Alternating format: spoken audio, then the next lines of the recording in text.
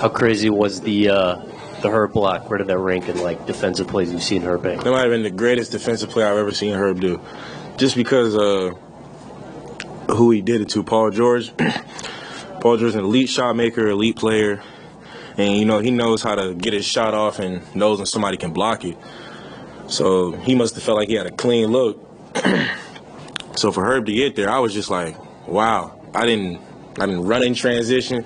I didn't do nothing. I was just in shock. Like, he really got that.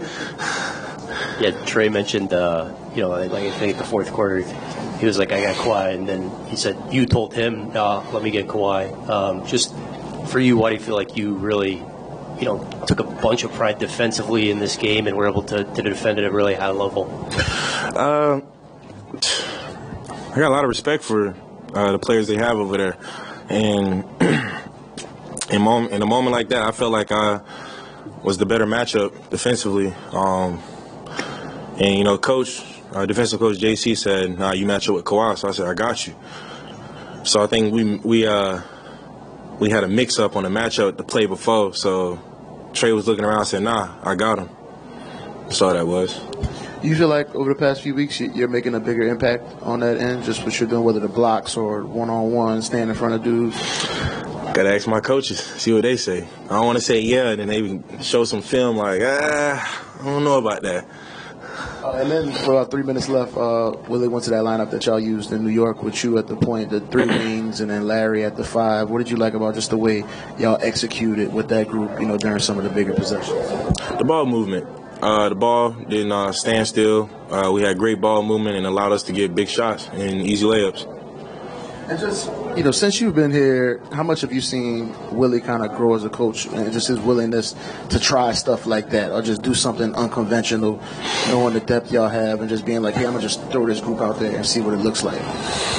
I think he just trusts us. We trust him. So in moments like that, when he puts a lineup out there like that, we don't throw up any question marks. It's, all right, we about to do this. This is the group that's about to do it. And like you said, we went out there and we executed. Hey, Zion, there was a moment when you made a floater and then you got pretty excited. I think you said, they can't guard me. I don't want to put words in your mouth, but what's it kind of like when you get going like that? It's one of those things where I'm just getting myself riled up. Just saying whatever I can say to myself, like whether they can't guard me or come on, Z, like get to it. I just kind of try to force myself into that zone, and it worked out for me. And then at the end of the third quarter, can you kind of talk us to that play when you scored with, there was like 3 seconds left and you thought you were going to shoot a jumper and you got all the way to the basketball? So me and my stepdad actually work on that drill all the time, especially a lot during the off season, where it's like less than 4 seconds and you got to get down the court. So every dribble, like every step matter, and you got to pick your spots wisely. So when I looked up and saw it was like 3.5, all I said was, Murph. He got it and saw the gaps because nobody wants to foul at the end of the quarter, so I kind of figured everybody would kind of reach or go for a block, but not really. And when I got to it, first thing I thought of was, I'll work on that. You started diving on the floor. Really, I think there might have been, 5-10 roars out of you tonight. You're really also pumping up your teammates. Did this game mean a little bit more to you? It's just getting to that part of the season. Just kind of letting my teammates know I'm here. I'm with y'all. Whether it's diving on the floor, defense, passing, scoring, just letting them know, I'm with y'all. We've all often talked about clutch minutes kind of being a problem. And to Will's question earlier, do you feel like today was like a step in the right direction? I think it was a 4-point game with 6 minutes left, and you guys really closed out strong on both ends. Absolutely. That's definitely been an area of struggle for us. So for us to execute the way we did today was real big. The Clippers coach had very high praise for your performance in the third going into the fourth. With the intensity of this game, did you feel anything in your game or the energy shift? I was just able to get to my spots. The plays coach was calling, the screens my teammates were setting, and our defense especially, just trying to get stops and go, and we executed. That was a big thing for us. We executed.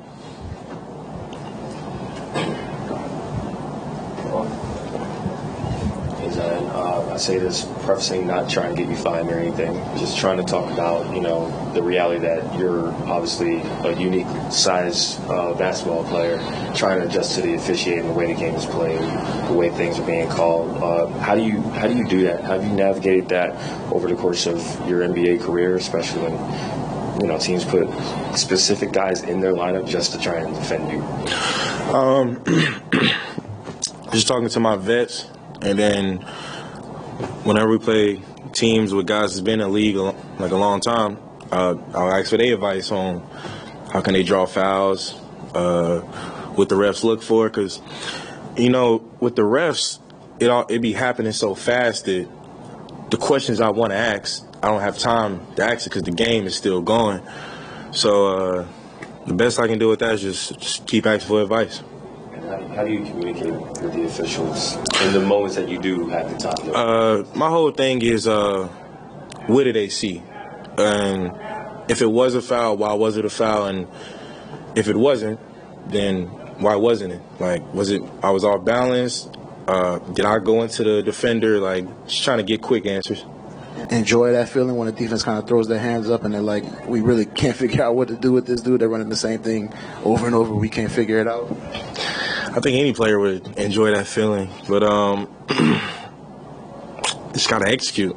Because the play could work, but if you can't score on the possession, then it was almost pointless. Because a team like that, if you don't score, they capitalize. So, like I said, just kind of go back to us as a team executing, and I think that was the right step in the right direction. So what do you think about the environment tonight? It's the crib. We didn't play too well for them the game before, so to come out here and have the energy that we had and the energy that they brought, it was great. Thanks, you guys have a great night.